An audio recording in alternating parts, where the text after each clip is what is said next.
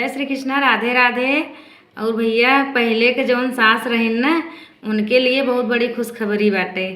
अब जब गैस बंद हो जाए ना तो पहले वाला दिन फिर से आ जाए। लेकिन आज के जौन बहू हैं ना, उनके लिए ज़्यादा संघर्ष बका है कि पहले मोबाइल ना रहा तो सब कुल काम आराम से कर लेत रहिन, उनके टाइमों बच जात रहा, आरामों कर लेत रहिन। और आज जौन टाइम बा ना, मोबाइल के वजह से डबल काम पड़ जाए। हमें सबके कामों करे, मोबाइलों चलावा, अगर चूल्हा पे बनावे के पड़े तब तो भाई बहुत बड़ा संघर्ष हमारे सबकी ज़िंदगी में वापस आवे वाला बा। तो ये सोच सोच के ना मन बहुत घबरात है।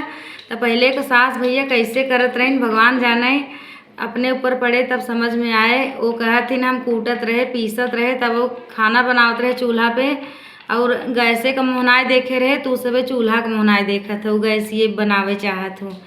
तो सही बात हो, हमें सबके तो सुन के घबराहट होता है। जौने दिन बंद हो जाए तो हम सब कैसे कही पाओ। अब प्रभु जाने कैसे हुए, भगवान जाने, लेकिन न बंद होते तभी अच्छा रहा हमारे सबके लिए। राधे राधे।